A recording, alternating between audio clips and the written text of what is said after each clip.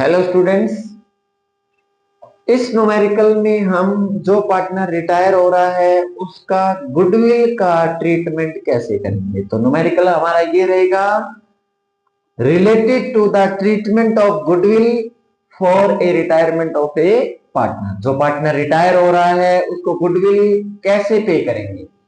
ठीक है, statement read करते हैं। P Q and R are equal partner. ठीक है, in a firm R retire. कौन रिटायर? R retire.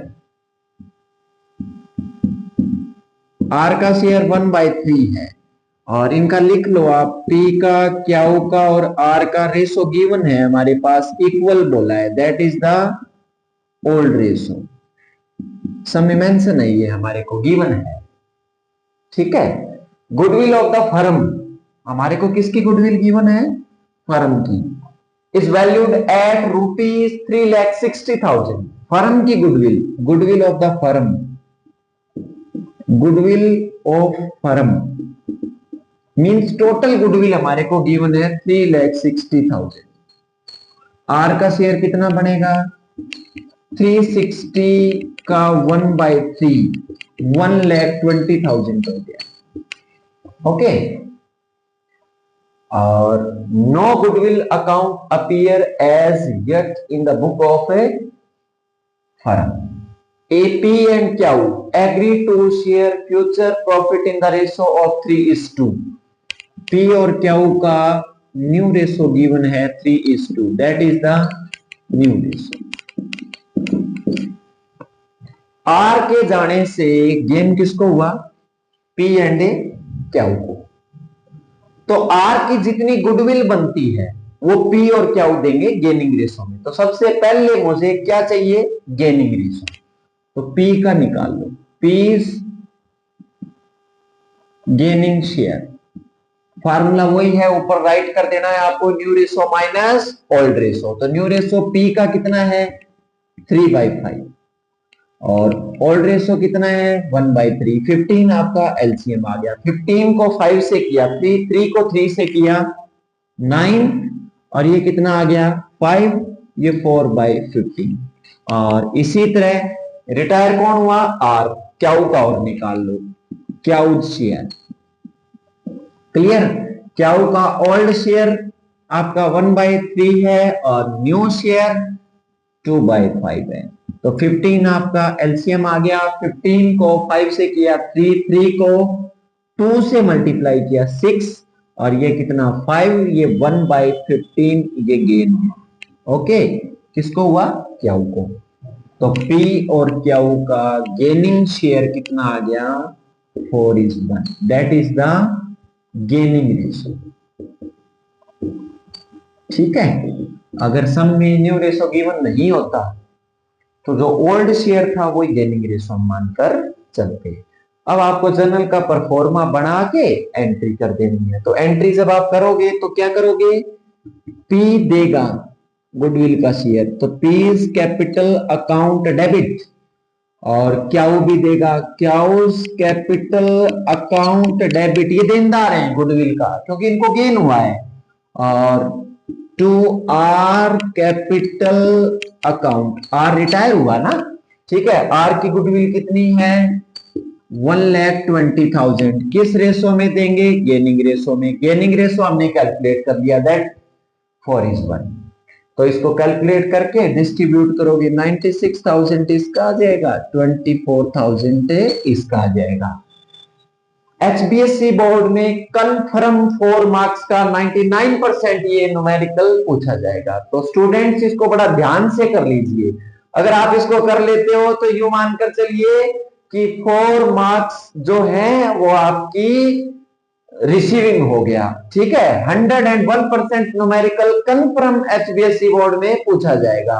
तो इस टॉपिक को, इस लेक्चर को बड़ा ध्यान से सुनिए और आगे की क्लासेस के लिए सचदेवा क्लासेस को सब्सक्राइब करें। टॉपिक हम पढ़ रहे हैं retirement of a partner. Goodwill से रिलेटेड जो भी ट्रीटमेंट है वो हमने पढ़ लिया, न्यू रेशो भी पढ़ लिया हमने, गुडविल से रिलेटेड पढ़ा और गेनिंग रेशो से भी रिलेटेड पढ़ा। अब एक न्यूमेरिकल आपको इस तरीके से भी पूछा जा सकता है। एक स्टेटमेंट रीड करते हैं, देखने में बहुत इजी लगेगा आपको सम, फिर जब करेंगे इसको कैलकुलेट तब बताऊंगा आपको भी क्या इसमें नया है। A, B and C were partners in a firm sharing profit in the ratio of 5, 3 और 2।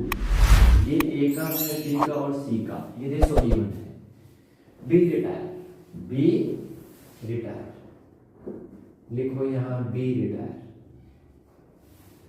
कितने के लिए गया B? 3/10 के लिए। Okay, the new profit sharing ratio between A and C, A और C का न्यू रेशो कितना है? 2/3। On B retirement the goodwill of the firm was valued at ₹3 lakh. Firm की गुडविल 3 लाख है। Pass the necessary journal entry for the treatment of goodwill on B retirement. तो हम क्या करेंगे, गेनिंग रेशो कैलकुलेट कर लेंगे। न्यू में से क्या माइनस करोगे? ओल्ड रेशो माइनस करोगे तो गेनिंग आ जाएगा। बी के टोटल गुडविल में से जितना बनता है बी का, उतना शेयर उसको ए और सी दे देंगे गेनिंग रेशो में। तो वो करेंगे आप, इससे पहले आप गेनिंग रेशो कैलकुलेट करते हैं, तो यहाँ थोड़ा सा वर्किंग नोट बना लेना, बहुत ही इजी है पढ़ने में तो इसको, ठीक है। गेनिंग रेशो आप कैसे कैलकुलेट करते हो? Gaining ratio, new ratio minus old ratio, ठीक है। निकालेंगे तो इसका ए का निकाल लो, एस गेनिंग रेशो। ए का न्यू शेयर कितना है? न्यू माइनस ओल्ड करेंगे। न्यू रेशो सबसे पहले ये ए का और ये सी का है। ए का न्यू रेशो कितना है? 2/5। ओल्ड रेशो कितना है? 5/10। 10 आपका एलसीएम आ गया। 10 को 5 से करेंगे डिवाइड, 2 आ गया। 2 को 2 से मल्टीप्लाई करोगे 4 आ गया। इधर 5 माइनस 1/10 आ, तो अगर प्लस में आए तो इसको गेन होगा, माइनस में आए तो क्या होगा? इसको सैक्रिफाइस, ठीक है। ये नई बात है। जो रिटायर हो रहा है उसने तो अपना सब कुछ सैक्रिफाइस किया, उसको तो सैक्रिफाइस होगा ही होगा। ओल्ड पार्टनर जितने भी होते हैं उनको गेन होता था, ये हमने पढ़ा पहले। अभी ये जो ए है ये ओल्ड पार्टनर भी है, रिटायर भी नहीं हो रहा, फिर भी इसको सैक्रिफाइस हो रहा है। तो ट्रीटमेंट क्या पढ़ेंगे? बी रिटायर हो गया, सी का और निकाल लो। सी is gaining ratio,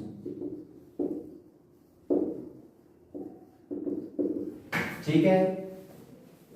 new ratio 3/5 minus old ratio 2/10। 10 आपका एलसीएम आ गया, 2 2 3 जा 6 और कितना आ गया? 2 4/10। इसको गेन हुआ, मींस जिसको गेन हुआ, सपोज करो गेन किसको हुआ? सी को। सी किसको देगा? बी को भी देगा, क्योंकि बी ने सैक्रिफाइस किया, और सी ए को भी पे करेगा, क्योंकि ए ने भी क्या किया? सैक्रिफाइस किया। तो जिसको गेन होगा वो एंट्री में ऐसे लिखोगे, सीज कैपिटल अकाउंट डेबिट। सी गेन हुआ, गेन वाला किसको दे रहा है? एक तो रिटायरिंग पार्टनर को, तो सबसे पहले बीज कैपिटल अकाउंट, ओके। और ए को भी सैक्रिफाइस हुआ, ए को और अलग से पे करेगा, क्लियर। मींस सी के लिए बी और ए दोनों ने सैक्रिफाइस किया, ठीक है। कितना उसको मिलेगा? ए का तो यहां से निकाल लेंगे, फर्म का कितना है? 3 लाख का 3/10, तो 90,000 तो बी को मिलेगा, ओके। और ए का और निकाल लो। ए का 1/10 सैक्रिफाइस है, 3 लाख फर्म की गुडविल है, गिवन है हमारे को, तो इसका कितना आ गया? 30,000। ए को कितना मिलेगा? 30,000, ओके। बी को 90 और ए को 30, टोटल सी कितना देगा? 120। ये क्रॉस चेक भी आप कर सकते हो, क्लियर? कैसे? 4/10 कितना? 3 लाख का कितना पड़ेगा? 120। तो 120 ही इसने पे किया, इट मींस हमारा न्यूमेरिकल ठीक है। तो ये हम किस रेशो पे बांटेंगे? गेन रेशो पे। ठीक है, देखने में सब बहुत इजी लगेगा। जब आप इसको कैलकुलेट करोगे तो आपको पता चलेगा कि एक पार्टनर ऐसा ओल्ड भी है जो ना तो रिटायर हो रहा पर उसको भी ही सैक्रिफाइस होगा। ठीक है, जाने वाले को तो सैक्रिफाइस हुआ क्योंकि उसने तो अपना पूरा बिजनेस ही उनको सैक्रिफाइस किया, लेकिन ए जो एक ओल्ड पार्टनर है पर वो रिटायर भी नहीं हो रहा, उसको भी सैक्रिफाइस हुआ। तो जो एक ओल्ड पार्टनर है जिसको गेन हुआ, वो गेन वाला ए को भी पे करेगा और बी को भी पे करेगा। टोटल फर्म की जो गुडविल है उसमें उनका शेयर निकाल के वो उसको दे देगा। ओके, तो इस तरीके से भी न्यूमेरिकल एचबीएससी बोर्ड में 4 मार्क्स से रिलेटेड पूछा जा सकता है। मोस्ट इंपोर्टेंट न्यूमेरिकल था। Thank you.